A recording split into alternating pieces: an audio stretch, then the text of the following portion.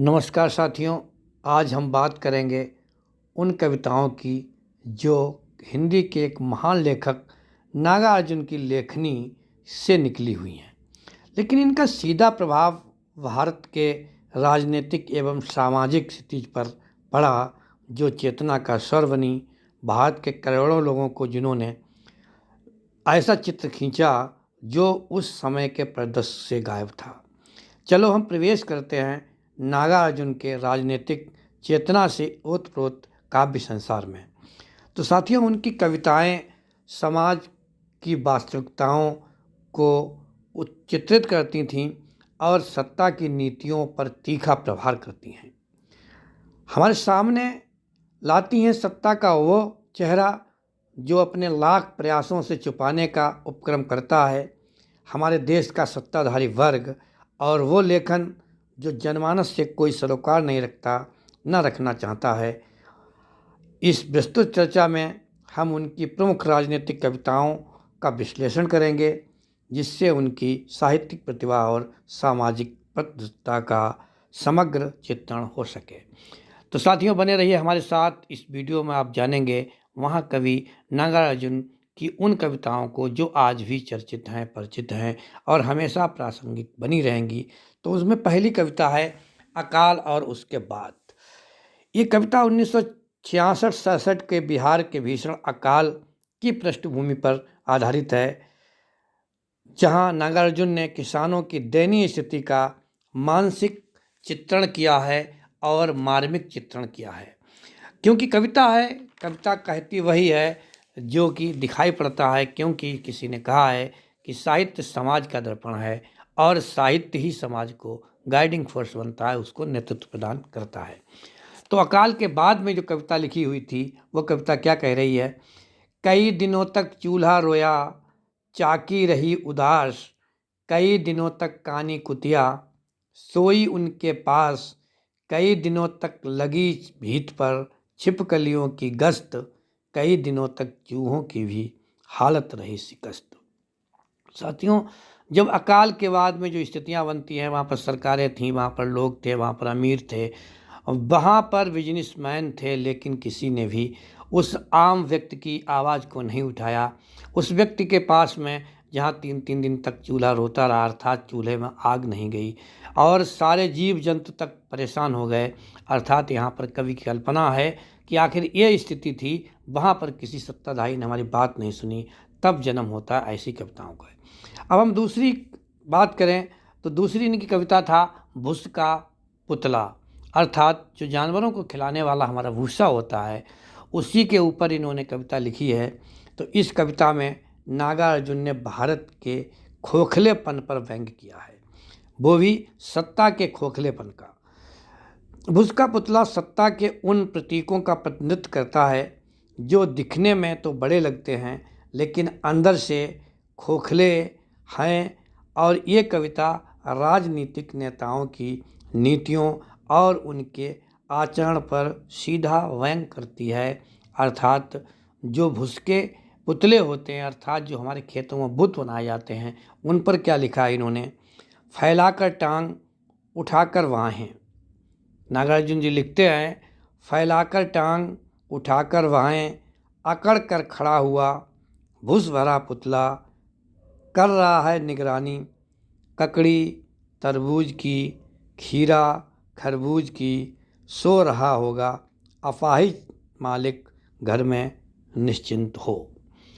बहुत बड़ा व्यंग है यहाँ पर कि आखिर इन्होंने कहा अपाहिज मालिक, अर्थात जिस मालिक ने अपने खेत में बुत खड़े किए हैं, भुसके बुत बनाकर के जो खड़े किए हैं, उनका संकेत था कि आखिर वो जनता अपाहिज हो गई है जो सत्ता परिवर्तन की बात नहीं करती। अर्थात उसने अपनी जीवन व्यवस्था को, अपनी शासन व्यवस्था को भुसके पुतलों के समान जो राजनेता हैं उनको सौंप दिया है। आगे बढ़ते हैं। आगे इन्होंने एक राजनीतिक दलों के ऊपर, उन नेताओं के ऊपर व्यंग कसते हुए अगली अपनी कविता है इनकी आए दिन बहार के। आए दिन बहार के कविता में चुनावी माहौल में नेताओं की गतिविधियों पर एक चित्र खींचा है नागार्जुन ने। इस कविता में व्यंग किया गया है वे बताते हैं कि कैसे टिकट मिलने पर नेता उत्साहित होते हैं लेकिन जनता की समस्याओं के प्रति उदासीन रहते हैं। नागार्जुन कहते हैं कि ये कविता राजनीतिक अवसरवादिता को उजागर करती है, अर्थात उस नेता का वो दिन कैसा होता है जो वो टिकट पाता है, फिर वो जनता के प्रति इतना उदासीन क्यों हो जाता है। अपनी काव्यात्मक शैली में नागार्जुन ने लिखा है, श्वेत श्याम रत्नार अखियाँ निहार के, श्वेत श्याम रत्नार अखियाँ निहार के, सिंडिकेटी प्रभुओं की पग धूल झाड़ के, लौटे हैं दिल्ली से कल टिकट मार के, खिले हैं दांत ज्यों दाने अनार के, आए दिन बहार के। कितना भयंकर व्यस्त चित्र खींचा है नागार्जुन जी ने। बता रहे हैं कि नेता जब टिकट पाता है उसके बाद में वो कैसा होता है, उसके बाद उसे जनता की समस्याओं से कोई सरोकार नहीं रहता है। इसी प्रकार की एक अगली कविता है हरिजन गाथा। इस कविता में नागार्जुन जी ने दलित समाज की पीड़ा और सामाजिक असमानता को उजागर किया है। उन्होंने सत्ता और समाज के उच्च वर्गों द्वारा दलित के शोषण पर तीखा प्रहार किया है। उन्होंने सामाजिक न्याय की आवश्यकता पर बल देते हुए हरिजन गाथा में लिखा है, और एक विराट चिताकुंड के लिए खोदा गया हो गड्ढा हंस हंस कर, और ऊंची जातियों बालों समूची आबादी आ गई है होली वाले सुपर मौज के मूड में, और इस तरह जिंदा झोंक दिए गए हों 13 के 13 अभागे मन पुत्र 100 भाग्यवान मन पुत्रों के द्वारा। यहाँ पर जो दलितों की अवस्था थी उस पर इन्होंने तीखा टिप्पणी करते हुए अर्थात व्यंग करते हुए कहा है कि किस प्रकार से जब दोनों एक ही संतानें हैं तो आखिर क्यों एक दूसरे के साथ अन्याय करते हैं। अब हम आगे बढ़ते हैं। इनकी जो साहित्यिक यात्रा थी उसमें लास्ट जो इनकी कविता है, हालांकि इनकी सैकड़ों कविता हैं, लेकिन जो यहाँ पर जिस कविता का प्रसंग उठाया गया है उसको हम जानते हैं तो 5वीं कविता है भोजपुर। ये कविता बिहार के भोजपुर जिले में हुए किसान आंदोलनों और सामाजिक संघर्षों का चित्रण करती है। नागार्जुन ने किसानों की एकता और उनके संघर्षों की अपनी कविता के माध्यम से जीवंत किया है, जो सत्ता के दमन के खिलाफ उनकी लड़ाई को दर्शाता है। नागार्जुन जी कहते हैं, यही धुआं में ढूंढ रहा था, यही आग में खोज रहा था, यही धुआं में ढूंढ रहा था, यही आग में खोज रहा था, यही गंध भी मुझे चाहिए। आगे लिखते हैं, मुन्ना मुझको पटना दिल्ली मत जाने दो, मुन्ना मुझको पटना दिल्ली मत जाने दो, भूमि पुत्र के संघर्षी तेवर लिखने दो। एक एक सिर सूंघ चुका हूँ, एक एक दिल छूकर देखा। इस प्रकार से नागार्जुन ने समाज के हर एक उस विद्वता पर अपनी कलम चलाई है जो समाज को परेशान करती थी और समाज में जो बांटने का काम करती थी। तो ये तो उनकी कविताएं प्रमुख प्रतिनिधि रचनाएं थीं। आगे हम बात करते हैं कि आखिर नागार्जुन थे कौन। तो साथियों, नागार्जुन का जन्म 1911 को ज्येष्ठ पूर्णिमा के दिन, जो वर्तमान में मधुबनी जिले के सतलखा में हुआ था, ये उनका ननिहाल था। उनका पैतृक गांव वर्तमान दरभंगा जिले का तरौनी था। इनके पिता का नाम गोकुल मिश्र और माता का नाम उमा देवी था। नागार्जुन के बचपन का नाम ठग्गन मिश्र था। गोकुल मिश्र और उमा देवी को लगातार 4 संतानें हुईं और वो सब असमय चल बसी थीं। संतान न जीने के कारण गोकुल मिश्र अति निराशापूर्ण जीवन जी रहे थे। अशिक्षित ब्राह्मण गोकुल मिश्र ईश्वर के प्रति आस्थावान तो स्वाभाविक रूप से ही थे, पर उन दिनों अपने आराध्य देव शंकर की पूजा ज़्यादा ही करने लगे थे।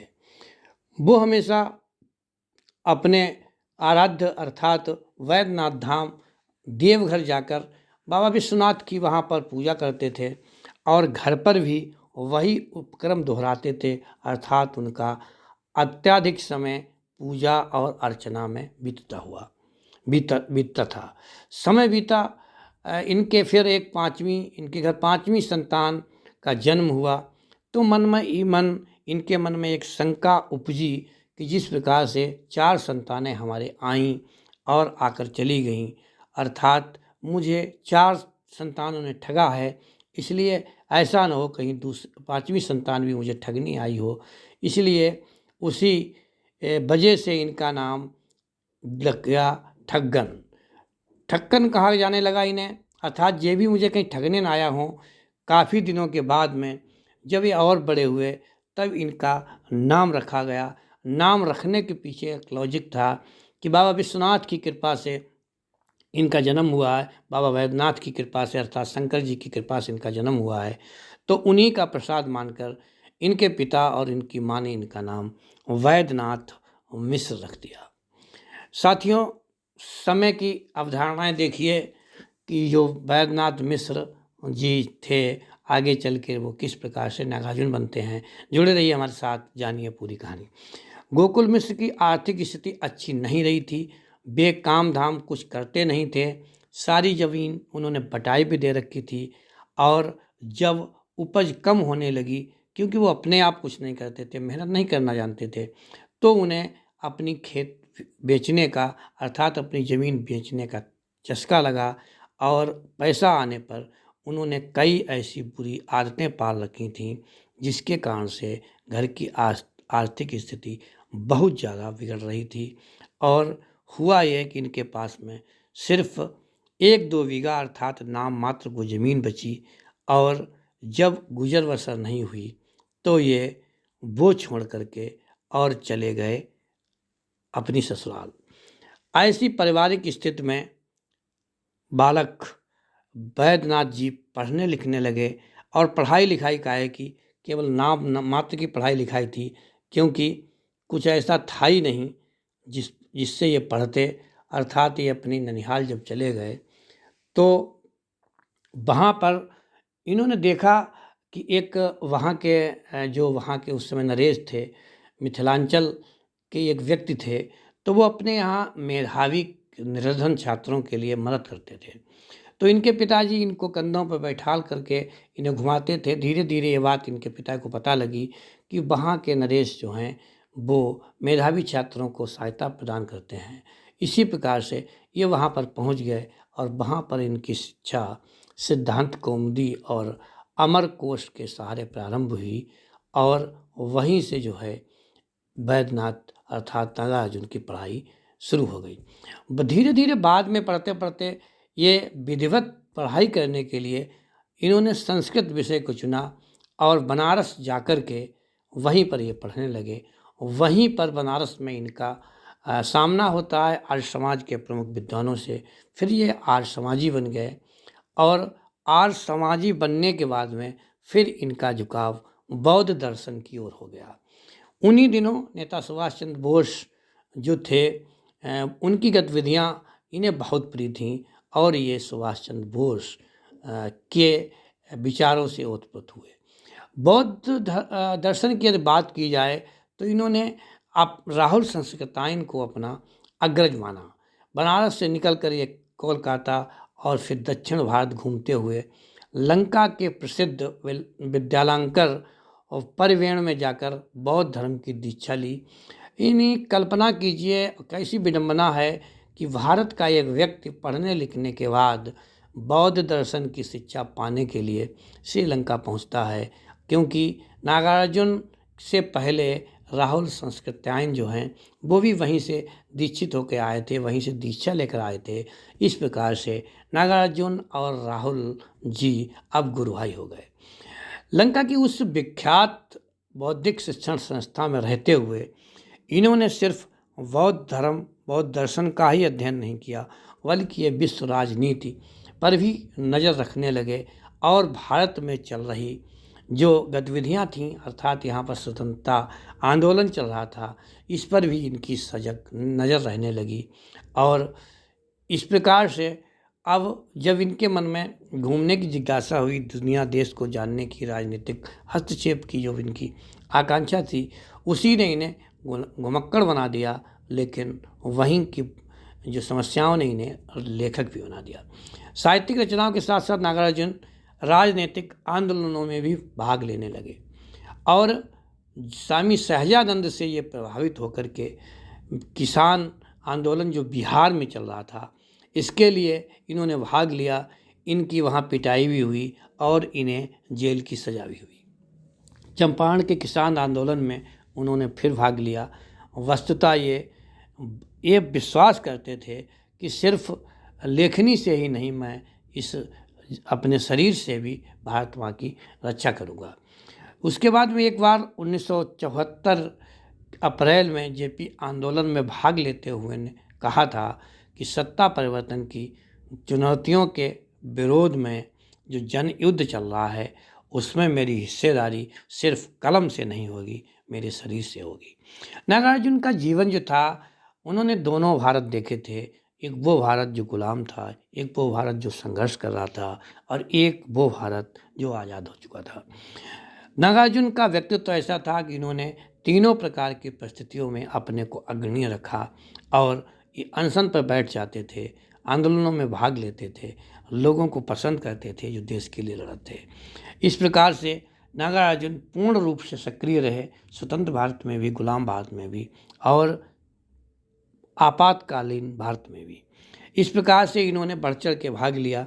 और 1948 में पहली बार क्या हुआ था, जब इन्हें दमा का रोग हुआ था, अर्थात आजीवन समय समय पर ये उसके बाद में बीमार रहने लगे। एक सक्रिय, एक भारत माँ का सच्चा सपूत खुद पर ध्यान नहीं दे पाया और ये क्या हुआ, इनके लिए जो है वो रोग बहुत जानलेवा साबित हुआ। इसी प्रकार से इनके परिवार में 2 पुत्रियां थीं, 4 पुत्र थे, लेकिन अपने घुमक्कड़ी के कारण इन्होंने अपने परिवार पर कोई ध्यान नहीं दे पाया, अर्थात ये ग्रस्त जीवन को ठीक से नहीं निभा पाए, क्योंकि इनके अंदर स्वतंत्रता की चाहत थी, इनके अंदर वैचारिक प्रखरता की चाहत थी, इनके अंदर ये गुण कूट कूट के भरा था। तो ये लड़ते रहे और साहित्यिक यात्रा में रहे और साहसिक यात्राओं भी इन्होंने की।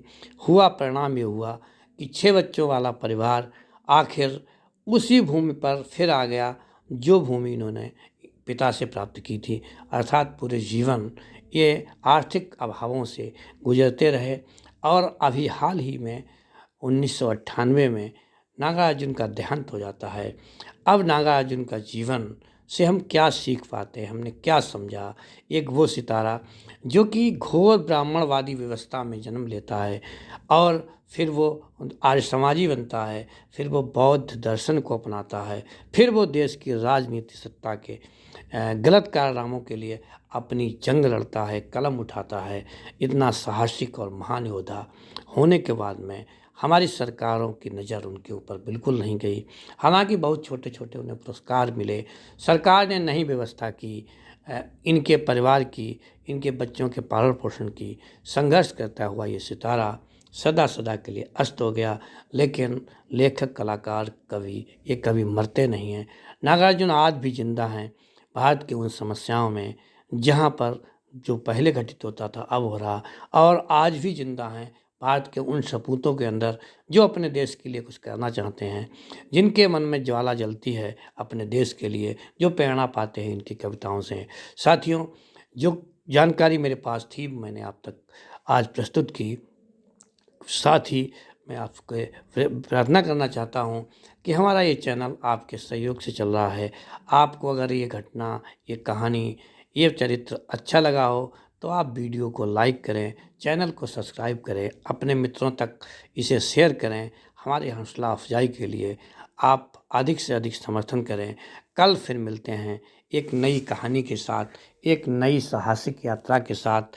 और यदि आप लोग भी किसी और महापुरुष के बारे में अधिक जानना चाहते हैं तो हमारी जो सामर्थ्य है, हमारे पास जो जरिया है बताने का, उसके द्वारा हम आपकी बात आप तक पहुंचाने का पूर्ण प्रयास करेंगे। कल फिर मिलते हैं एक नई जानकारी के साथ। तब तक के लिए जय हिंद, जय भारत।